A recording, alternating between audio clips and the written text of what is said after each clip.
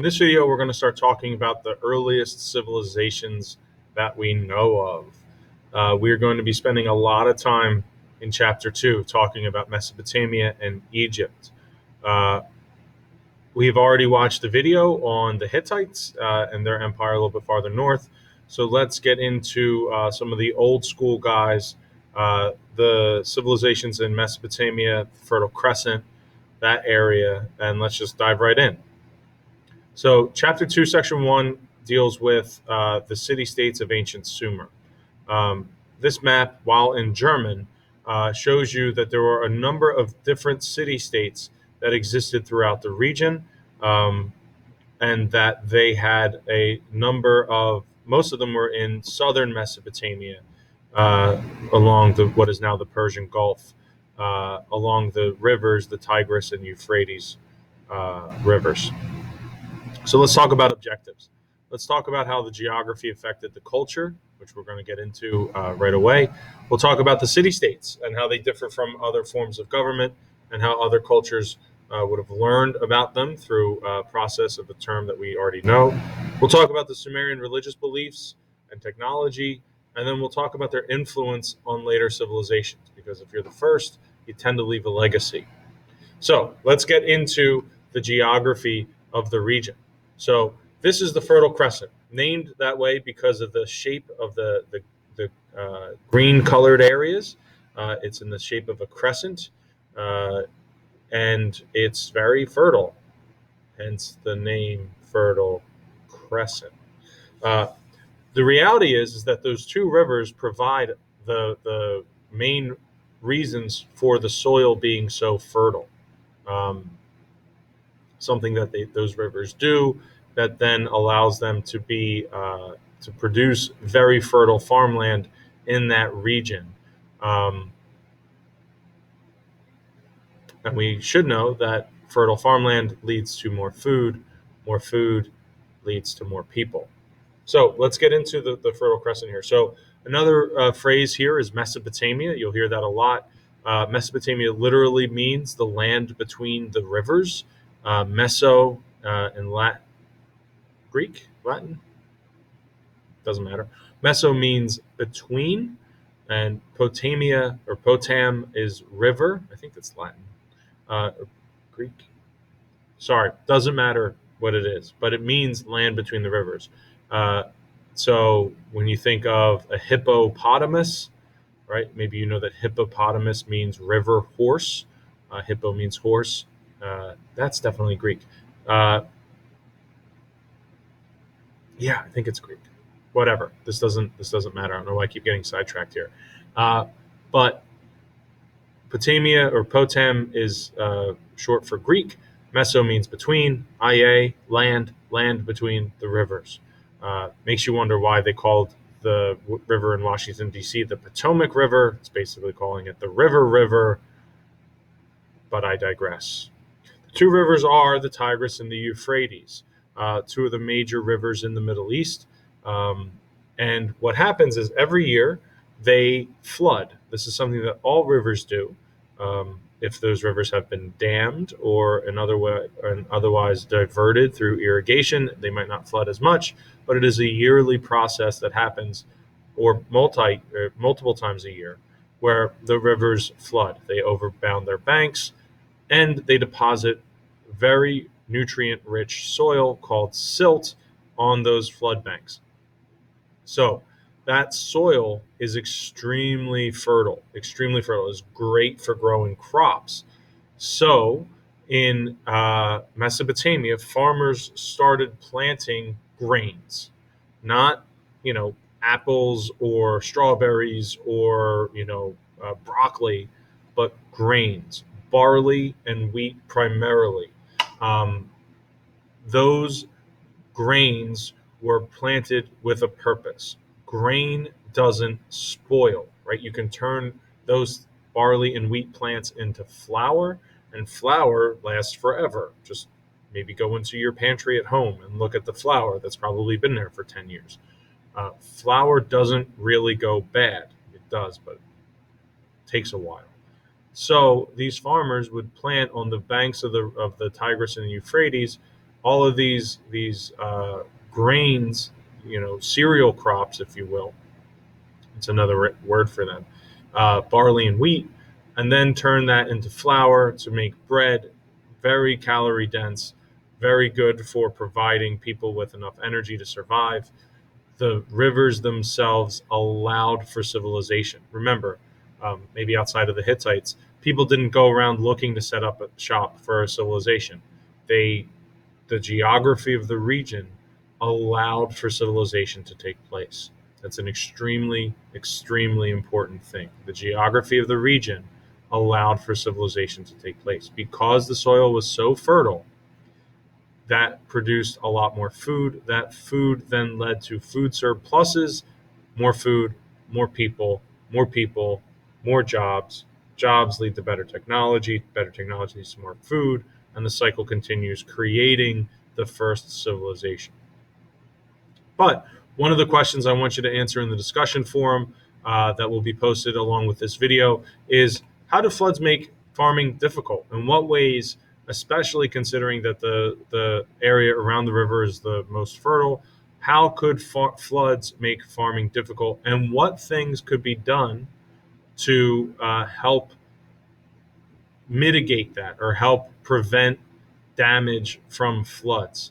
So don't just think about like, oh, floods are bad, but what can be done to make the floods not be as bad? What could be created or what could be figured out? Another thing to think about in this region, if you know anything about what is now called the Middle East, they don't have a lot of wood, right? It's mostly desert. There's not a lot of trees there. So they don't have a lot of strong building materials. But what they do have a lot of is clay. Clay, which is found in the soil, can then be turned into bricks. Those bricks can then be turned into building materials. But it's very labor intensive and they're not the sturdiest. So housing in Sumerian city states was very kind of tenuous. They were small. They weren't very big because they didn't have the strong building materials like wood and those kinds of things. We know people had to work together to solve their problems, whether that was through irrigation trenches, right? It takes a while to dig, and people could fight over who has access to that part of the river. We know that almost every city in the ancient world had walls to protect them from raiders coming in and stealing all of their stuff. That takes collaboration and working together. And we also know that the Sumerians traded with other people for the materials that they were lacking as well. So you see these city-states starting to connect to each other through a bartering system. So let's talk about these city-states, okay? Each city was essentially its own country. There was no overarching empire at this time to bring all of the city-states under one rule.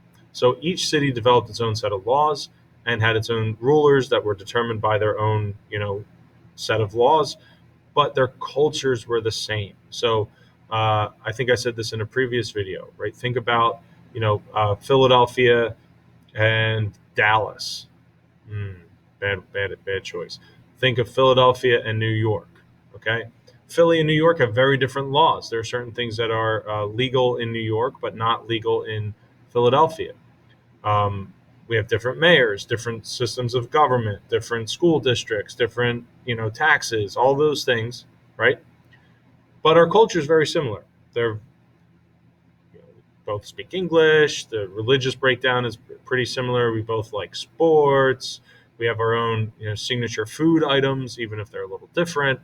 You can think that if you think of New York and Philly being their own countries, then that's kind of what these city-states were like. Except, I guess kind of like the sports teams. The city-states would battle over resources. So there was a lot of fighting between the city-states. They would go to war with each other a lot, but their culture would be very similar. Okay.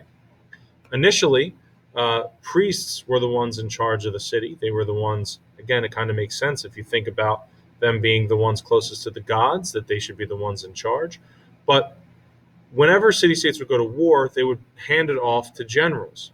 Again, this makes sense, right? You don't want necessarily a priest who doesn't know anything about war leading the city in times of crisis. But over time, those non-religious leaders started staying in power. But those military leaders would consolidate their rule and continue to be the guy in charge over the religious uh, priests. So you see this happening throughout these different city states in Mesopotamia, all around the same time. That there's this gradual shift from priests running the city to what we would call secular rulers, right? Non religious rulers leading the city. And by about 2500 BCE, you had military leaders setting up dynasties or rule that is passed down within the family. So instead of there being this constant fighting, there'd be one ruler. He would then pass the power on when they die to their oldest son, who would then pass it on to his oldest son, et cetera, et cetera, et cetera. So you'd have the same ruling family be in charge. That was set up mostly by the military leaders being strong enough to say, nope, when I die, it's not civil war, it's not chaos, it's just going to go to my son to keep things nice and calm. Okay. Now, what were the jobs of the leaders, of the rulers of the Mesopotamian city states? Well, they maintained the walls, also known as defended the city and the people in it. They led their armies. They were the guys in charge of war. They enforced the laws, make sure everybody followed them, and punish people if they didn't. And they delegated tax collection, so they made sure that the taxes were all paid. Now, that should sound very similar to you guys. That's essentially what political leaders do today, right? Political leaders uh, worry about the safety of their people. Political leaders are in charge of the army, right? The president is the oh my God, commander in chief. That's the word. President's the commander in chief. They're the ones that enforce all the laws and tell the rest of us what those laws mean. And presidents are in charge, of spending money. They help spend the money that the government raises through tax collection. So, to me, it's really interesting that in 5,000 years, the job of being a political leader of a country is about the same, right? That really hasn't changed all that much, with the exception that in Mesopotamia, the leader was basically a high priest. That even though they weren't a priest anymore, they were like the main guy on the ground of the gods. So the gods would, they kind of had that dual purpose, religious and political um, role, but they weren't priests themselves, right? They were just kind of like there to do the bidding of the gods. All of this led to food surplus, which again, I don't think I need to explain what that means for you. Let's talk about their religion. They were polytheistic, which means that they believed in multiple gods. Now, these gods were very similar to humans. They fought, they fell in love, they tried to kill each other, they were jealous of each other, they did all the things that humans do, except that they lived forever and they were all powerful. Most of the gods were gods over a specific part of nature. So you'd have the gods of the storm, you'd have the god of the earth, you'd have the god of the river, you had all these things. And those gods were specific. Now, here's something that's interesting. And we're going to talk more about this in class. For the Sumerians, the gods were not good. They weren't role models. They weren't someone that provided you with a good source of morality. The gods for the Sumerians were the source of all the bad things that happened in the world. The Sumerians essentially believed that if only the gods would leave us alone, we would be okay. And I want you to think about why that could be. Right? I want you to think about why that could be. Why would people believe that the gods would be bad? And we're going to have a conversation about this in class because this is an important topic here. And in order to try to please the gods, to prevent them from, attacking us or destroying us or doing those kinds of things that would be bad, right? Chaos is bad. The Mesopotamians built temples or ziggurats to them to make them happy so that they wouldn't destroy their way of life. It's a very weird dynamic, but it was how the Mesopotamians, viewed their gods as the source of chaos in the world. The Epic of Gilgamesh is a story that we will read part of as a homework assignment. So keep an eye out for that on Schoology. But it probably won't be until after break. So just that's something that we'll talk about at that time. Social classes. So how was the society divided? So pretty much standard of every ancient society. So you had the kings at the top, followed by the nobles and priests.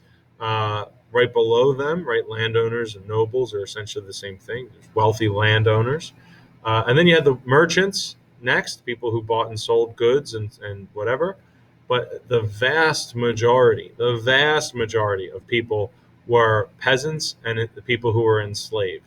Um, there was, uh, peasants are farmers that work on other people's land, so they don't own the land themselves. They're essentially farm workers. And people who are enslaved were very different than the enslaved people in the United States in our past before the Civil War. Um, some of the differences were that Sumerian slavery was not forever. It was not based on race. In fact, the concept of race wasn't really invented until the 1500s, um, maybe a little before then. Uh, but they weren't. It wasn't forever. It wasn't passed down to children. It wasn't racially motivated. You could be a slave, and then you would get your freedom, and then you'd move on with your life. Most of the slaves, or most of the enslaved peoples, were prisoners of war. They would get conquered during one of these battles between rival city states, and then they would just do work for a couple of years until they paid off their debt, and then they would move on. Debt of being caught fighting for the other side, and then they would move on with their lives. They'd either move back to their original city state. Some of them stayed and lived in the city state that they were now a part of. Social classes were kind of fluid that way. Um, Women. Let's talk about women. Women were certainly not treated equally in the social classes. They were definitely what we would probably call second class citizens. Um, Even though they didn't have the term citizen, but that's fine. But there were some opportunities for women to advance in society. They really had two types of jobs that they could have if they wanted to be something besides basically just property, and that would be to be a priestess or to be a scribe. Uh, a priestess was, usually for the female deities, the female gods that were in Mesopotamian culture. So that makes sense. Female god, female priest, perfect. So those priestesses could, have significant power in society. And scribes. Writing is hard. Not a lot of people in the ancient world knew how to read or write. So learning how to write was extremely important. And as we'll see in the next video, cuneiform is kind of tricky. So being a scribe was a very highly praised job. Okay, we'll stop here and we'll come back and talk about Sumerian technology and their writing system, cuneiform, in the next video. Until then.